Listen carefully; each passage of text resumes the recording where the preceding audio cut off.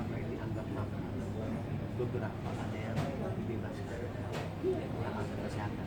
Nah itu gimana? Aku cukup khawatir juga dengan tindakan mereka. Ya, saya kira adanya dugaan makar kita juga belum tahu ya, karena polisi kan masih belum menemukan kebenaran itu. Kemudian juga kita belum tahu sampai sejauh mana sebenarnya tindakan mereka. Pemahaman dari makar itu sendiri juga masih debatable. Tetapi yang pasti penangkapan daripada beberapa aktivis itu dikhawatirkan melakukan provokasi pada saat terjadinya aksi demo super damai 212 dari pengalaman 14, kemudian juga dari tentu intelijen kepolisian. Tapi yang pasti dengan adanya penangkapan itu, apakah ada hubungannya atau tidak kita juga tidak tahu. Demo 212 ini menjadi tausiah, menjadi sebuah tablik akbar yang luar biasa bagus, betul-betul super damai, dan berubah dari demo menjadi peristiwa bersejarah bagi umat Islam, di mana bermunajat, berdoa bersama untuk kepentingan NKRI, untuk kepentingan kebangsaan kita, kejayaan bangsa kita, dan diakhiri dengan sholat Jumat bersama dan dihadiri Presiden, Wakil Presiden, Panglima TNI, Kapolri, luar biasa. Ini pertama kali terjadi dalam sejarah Republik. Sejak Republik Merdeka sampai sekarang baru pertama kali ini di Monas ada demikian jutaan umat muslim bersatu, berdoa bersama untuk kepentingan bangsa, walaupun di dalamnya itu salah satu doa yang paling penting adalah menuntut adanya keadilan.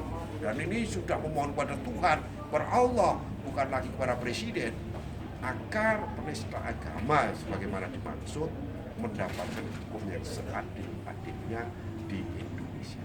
Ini kita bersyukur adanya kedamaian, dan dunia tahu bahwa umat Islam tidak sebagaimana yang dikhawatirkan tindakannya anarkis, dan bahkan rumput pun tidak diinjak.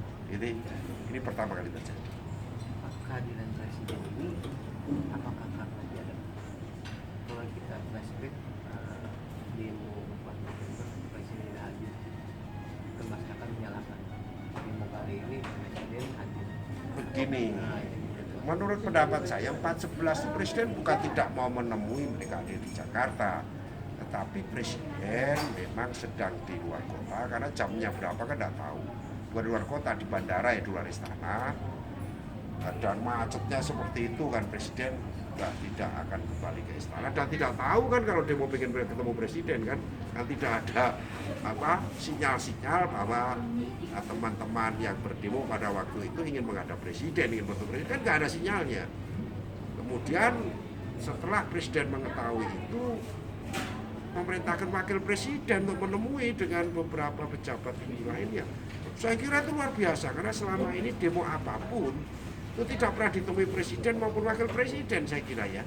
Belum ada, coba sejak kapan, kan belum pernah terjadi, apalagi dalam jumlah yang demikian. Nah tentu dari pengalaman itu Presiden melakukan evaluasi dan melakukan diskusi dengan berbagai pihak, dengan staf-staf maupun pejabat tinggi lainnya, dan kemudian Presiden mengambil inisiatif sendiri memutuskan untuk hadir untuk sholat Jumatnya, bukan untuk demonya, tapi untuk sholat Jumat bersama, karena melihat bahwa umat Islam memang sedang berdoa bersama di Monas pertama kali kan ya, sholat Jumat. Bukan karena masjid nggak ada, memang masjid penuh semua, Istiqlal yang paling dekat juga penuh pada waktu itu. Ya, Presiden hadir untuk sholat Jumat itu saya kira menunjukkan bahwa Presiden dan umat Islam itu ada dalam satu kesatuan. Dan demo bela Islam 3123 tidak ditujukan kepada Presiden, tetapi meminta kepada Presiden untuk melakukan proses hukum terhadap penistaan agama, itu iya, tapi tidak untuk mendongkel Presiden dan lain-lain. Itu sudah dilakukan dan seperti ini proses pemerintahan masyarakat Oh ya kan, Pak Ahok sudah diproses ya. Ahok sudah dinyatakan tersangka, bahkan sekarang kan nggak salah sudah terdakwa, sudah di Kejaksaan Agung. Kemudian Kejaksaan Agung tentu akan memperdalam daripada tuntutan-tuntutan yang kemudian setelah semuanya clear selesai ke pengadilan persidangan.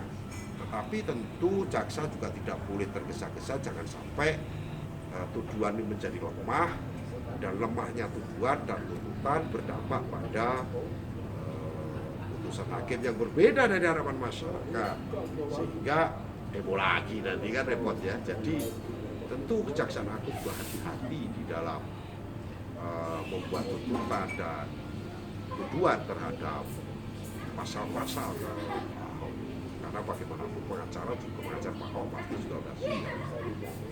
Jadi pertama kali menepis kabar-kabar ini terjadi politik banyak.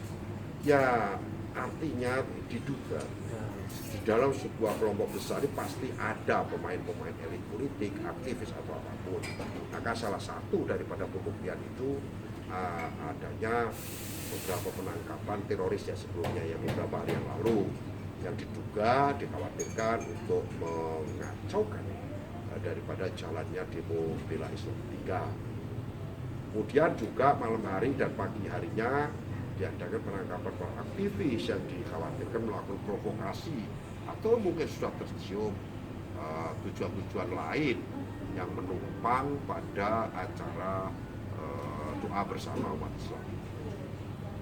Elit-elit politik tentu sudah kehilangan tempat karena umat Islam sadar betul, terutama Majelis Ulama Islam memfasilitasi daripada semua keinginan umat Islam untuk berkumpul menyatakan pendapat dalam bentuk doa bersama. Itu masuk sudah susah. Demo yang seharusnya ura-ura ini habis Jumatan ternyata dirubah menjadi demo tablik akbar, bermunajat kepada Allah, menunjukkan kebersamaan dan identitas muslim, bahwa umat muslim di Indonesia tidak seperti yang diduga oleh masyarakat dunia, anarkis dan sebagainya. Jadi umat muslim menunjukkan diri kecintaannya kepada Indonesia, kecintaannya pada NKRI, kecintaannya kepada kebinekaan atau Bhinneka Tunggal Ika, kesadaran bahwa demo ini tidak ditujukan kepada negara, tetapi demo ini betul-betul menuntut adanya keadilan, adanya proses hukum secepat-cepatnya dan seadil-adilnya terhadap Pak Ahok yang dianggap melakukan peristiwa. Demo 212 tidak besar ini merupakan rakyat muslim di negara Indonesia, tapi belum menemui titik tujuan. Nah, gimana Pak kalau tujuan mereka tidak tercapai? Ya, wacana jilid 4 itu gimana Pak? Begini, kalau soliditas ya, kita bicara soliditas umat Islam yang baru pertama kali ini terjadi.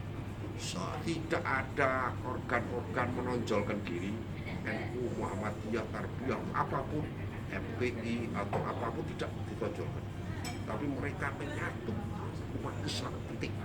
Ini memang pertama kali terjadi dalam sejarah perdemuan di Indonesia atau bahkan perhelatan apapun.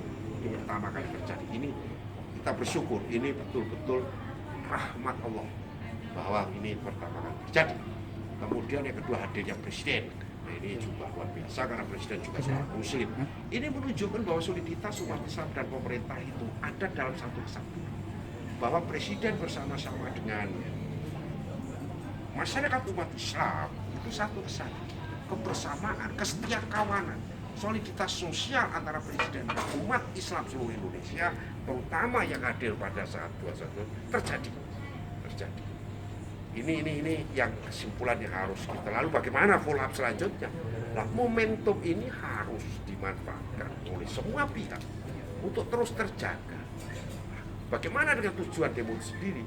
Demo itu sendiri kan kepastian hukum atau adanya proses hukum yang seadil-adilnya. Saya kira kalau proses ini berlangsung secara transparan dan jaksa atau Kejaksaan Agung benar-benar melakukan tuntutan dan tuduhan terhadap pasal-pasal yang nanti digunakan oleh Pak Ahok sesuai dengan harapan masyarakat, saya kira nggak ada demo lagi, tidak ada alasan untuk demo. Tetapi kalau kemudian mereka berkumpul untuk bermunajat kepada Allah seperti kejadian kemarin terulang kembali untuk keempat kelima, alhamdulillah bagus menurut saya, karena ini menunjukkan begitu bersatunya umat Islam Indonesia, bahwa Islam betul-betul rahmatin lil alamin. Nah ini kan memberikan rahmat kepada seluruh masyarakat, dan umat Islam menghargai pluralisme. Umat Islam mengerti betul tentang kebinekaan tunggal ika, di mana kebinekaan yang dimaksud Islam itu sejak kecil SD SMP diajarkan, bagimu agamamu, bagiku agamaku. Aku tak akan menyembah yang kau sembah, dan demikianlah sebaliknya. Dikasih bagaimana dimaksudkan di dalam Al-Kafirun. Sehingga saya kira kalaupun ada jilid 4 doa bersama seperti ini, ayo saja, asik juga gitu ya. Kebersamaan luar biasa karena ini berlaku seluruh Indonesia. Oke, terakhir Pak Taufik, apa tuntutan masyarakat harus dikabulkan? Nah, itu pengadilan. Kita lihat pengadilan.